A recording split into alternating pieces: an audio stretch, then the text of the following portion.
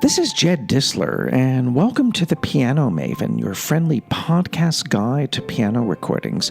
You can subscribe to The Piano Maven through my Substack page by going to the link that I've provided in our episode description. And I hope you will consider taking out a paid subscription to the podcast, because paid subscribers get such goodies as a free download at the beginning of each month, as well as links to Zoom meetings that we have every few months. So definitely consider a subscription to keep this podcast going. A listener asked me to make a list of the 10 piano pieces that I felt were recorded way too often. So after some thinking, I did come up with a list. Now, I wouldn't necessarily say that these 10 works that I've picked are the top 10 over-recorded works, because there are so many other over-recorded piano works that easily could fit this bill. But the pieces that I've picked definitely abound in recorded versions. Maybe some of these pieces may not seem to be such obvious candidates for this list, but these pieces do seem to be turning up more and more in the catalog these days. So sometimes there are trends or fads where a certain work will start showing up more often on disc than usual. So let's get cracking on my list. Number 1, Bach's Goldberg Variations. Can you believe that this work was once considered a mere connoisseur item and mostly of interest to specialists or scholars?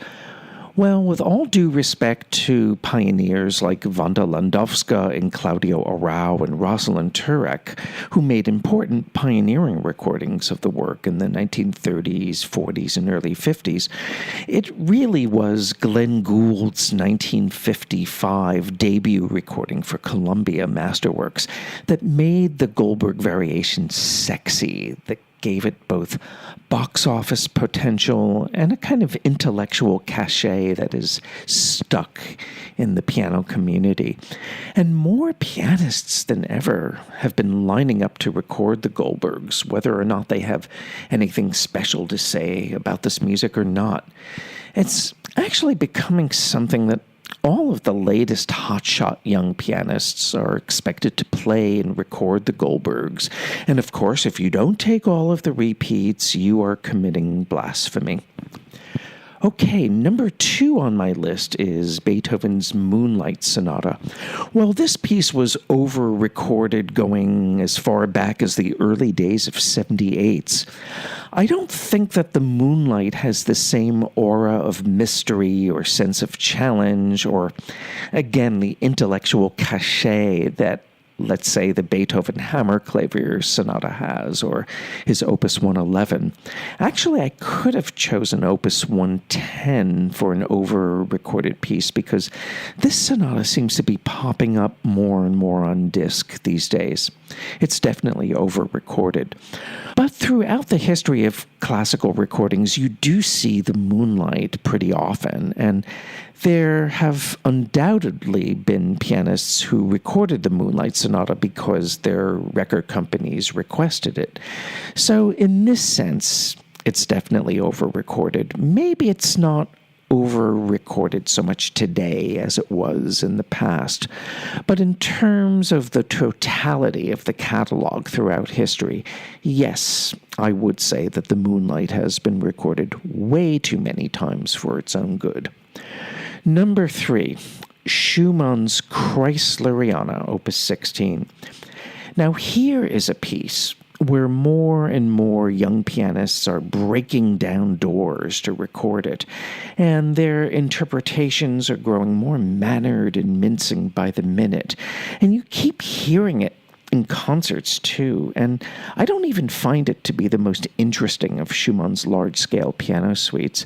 I mean, I could do without some of the repetitions in the second movement, and I personally would be happy to skip over the 4th and 6th pieces altogether, but you didn't hear me say that. But In my opinion, there have been more uncompetitive Kreislerianas showing up in the catalog in recent years than at any other time. But there are some exceptions. Benjamin Grosvenor's Decca recording and also Alexander Gajiev's recording on the Acousance label.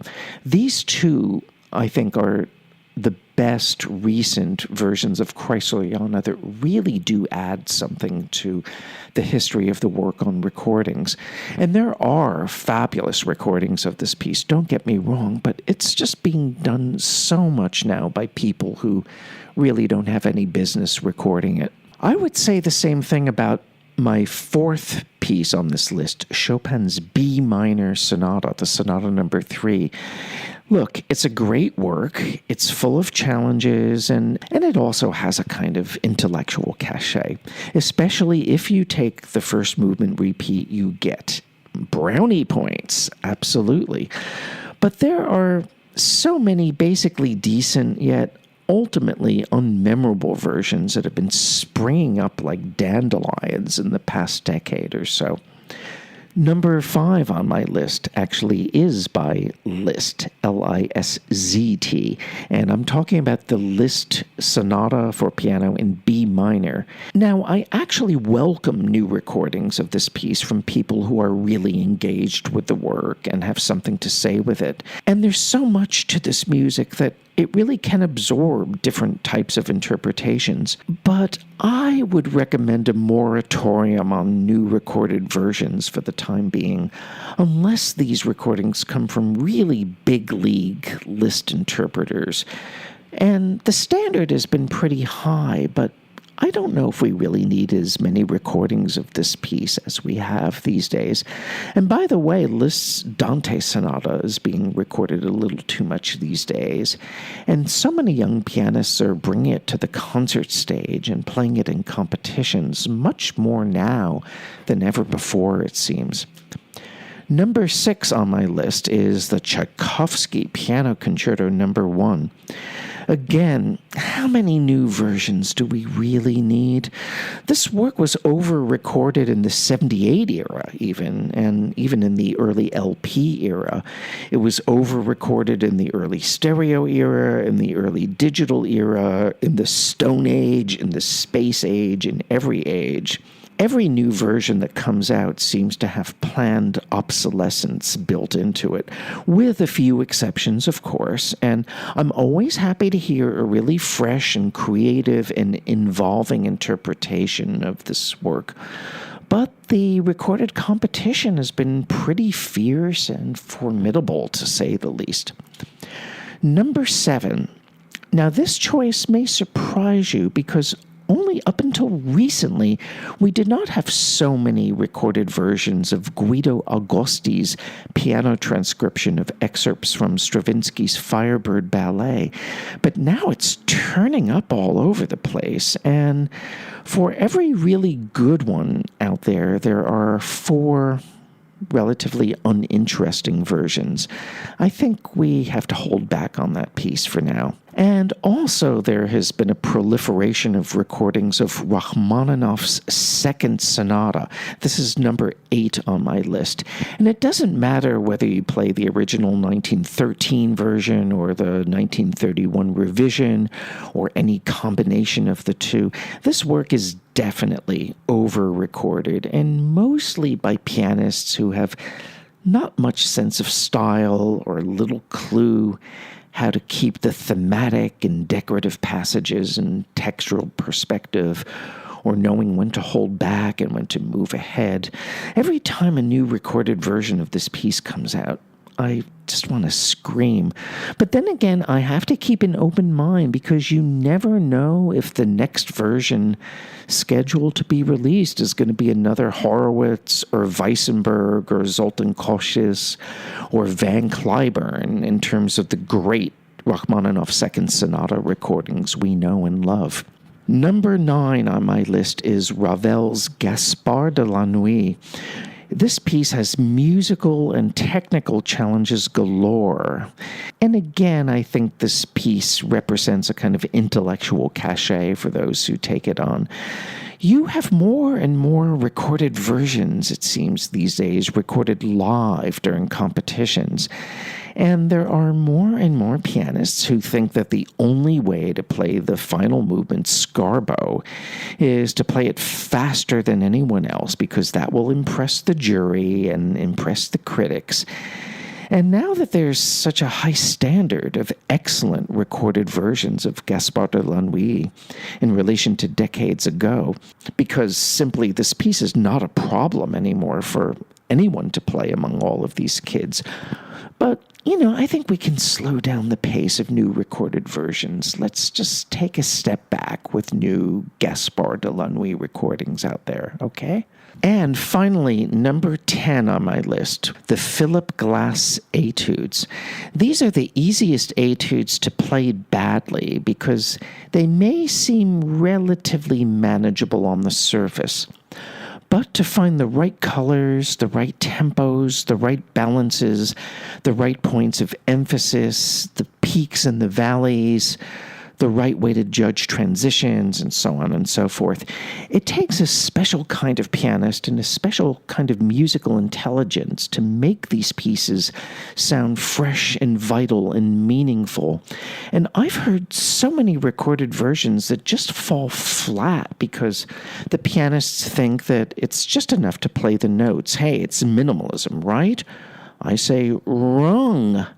And I'm talking about not just pianists who've recorded the entire cycle or big portions of the cycle, but also pianists who've recorded 1 or 2 or 3 etudes.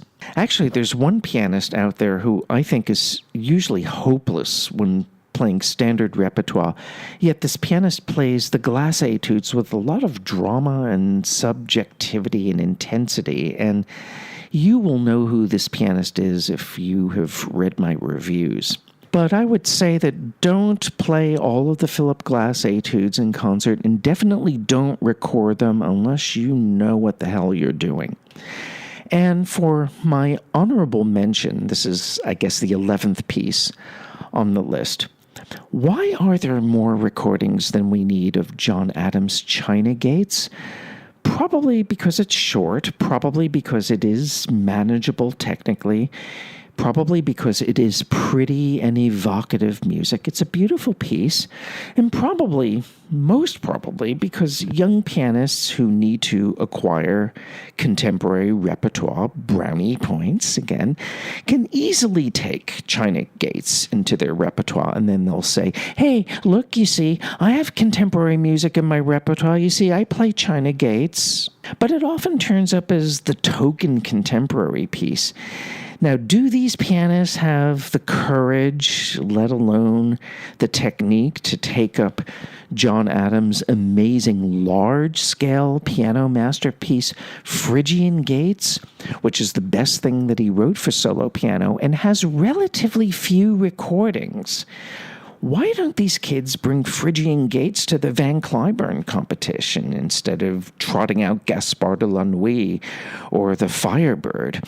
This is a piece that requires a really specific kind of pianistic and musical discipline, and it is so effective with audiences. But we don't need more versions of China Gates out there, and basically every recording of it is good. I haven't heard a bad performance among the 500 gazillion that are out there.